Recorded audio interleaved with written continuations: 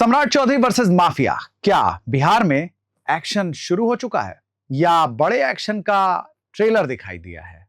क्योंकि अभी हमने देखा कि सिवान में, पटना में, दरभंगा, मुजफ्फरपुर में कई जगह बुलडोजर के एक्शन दिखाई दिए हैं, कई जगह बुलडोजर चलने शुरू हो गए हैं। और इन सारी चीजों के बीच माना जा रहा है कि बिहार की राजनीति में 21 नवंबर का दिन बेहद अहम था। नई सरकार के गठन के बाद उप मुख्यमंत्री और गृह मंत्री सम्राट चौधरी ने अपना पदभार संभाल लिया और संभालते ही एक्शन भी शुरू हो गया, जिसके बाद पूरे प्रशासनिक ढांचे में और पुलिस तंत्र से लेकर राजनीतिक गलियारे में इस बात की चर्चा चल रही है। चर्चा कि क्या सम्राट चौधरी वो यूपी वाला मॉडल लागू करने वाले हैं, बीजेपी का क्या एक्शन प्लान है। दरअसल ये बात इसलिए उठ रही है क्योंकि एक तरफ 400 से अधिक माफियाओं की पहचान हो चुकी है, वहीं दूसरी तरफ बुलडोजर मॉडल की भी शुरुआत दिखाई दे रही है। साथ ही साथ आज दिल्ली में सम्राट चौधरी और गृह मंत्री अमित शाह दोनों की मुलाकात हुई और ये मुलाकात काफी इत्मीनान से करीब आधे घंटे तक हुई। माना जा रहा है कि इन सब के पीछे राजनीतिक और प्रशासनिक बेहद मायने जो है बेहद अहम रहने वाले होंगे। जाहिर सी बात है, 30 मिनट तक मुलाकात कई सारे मायने गढ़ती है, कई सारे जो चर्चाएं हैं उसे तेज करती हैं। आज हम इसी पूरी कहानी पर डेटा के साथ बात करेंगे और ग्राउंड एक्शन पर, राजनीतिक संकेत और भविष्य की संभावना पर भी जो फैसले लिए जा रहे हैं उन्हें पूरी तरीके से डिटेल से समझने की कोशिश करेंगे। नमस्कार, मैं हूं केशव और आज इसी मुद्दे को समझते हैं कि आखिर बीजेपी का आगे का एक्शन प्लान क्या है।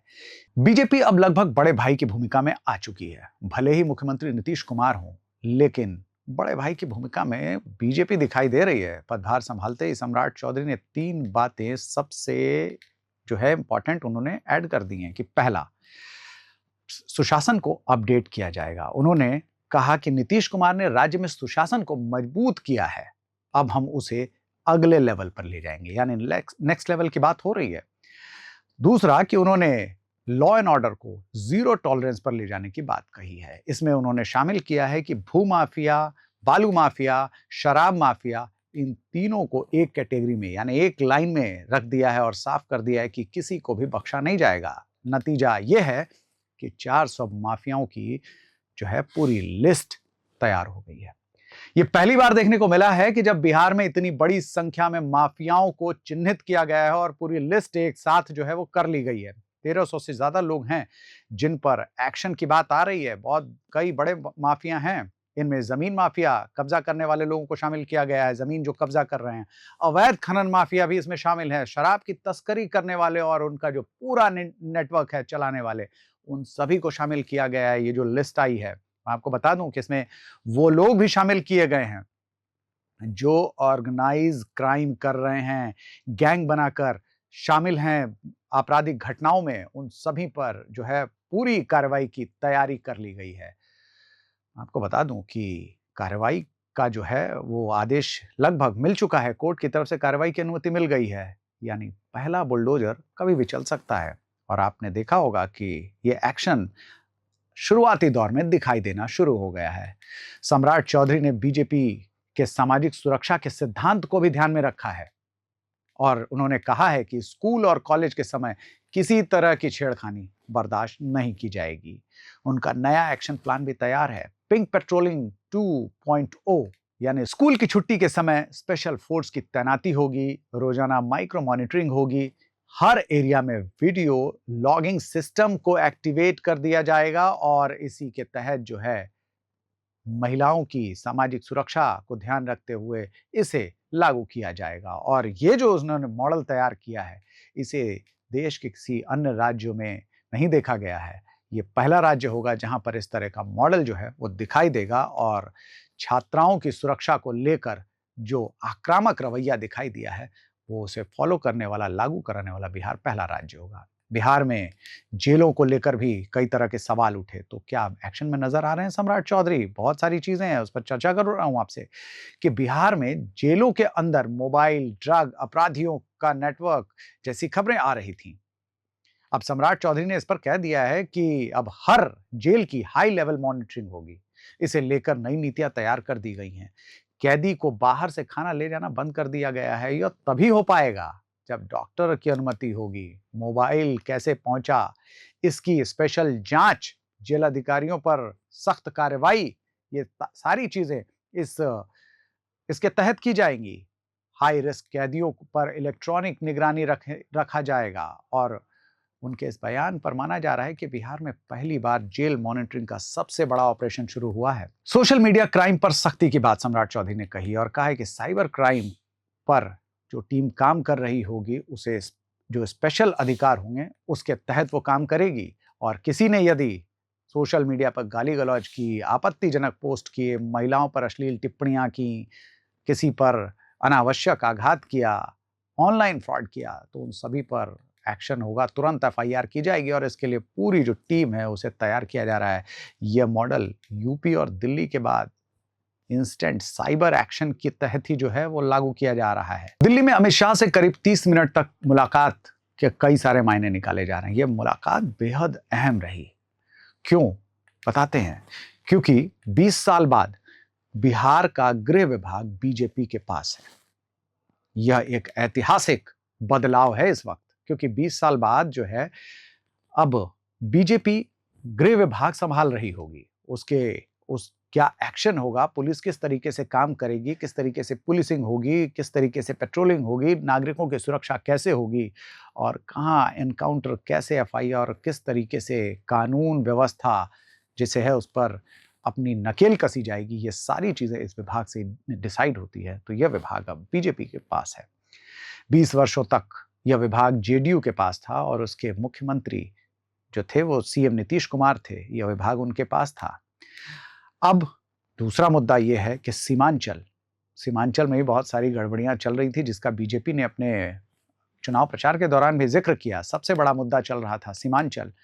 बिहार जो है वो बांग्लादेश की सीमा से सटा हुआ है, तो ऐसे में अब वहां भी गतिविधियां बढ़ने वाली हैं, वहां भी एक्शन दिखाई देने वाला है।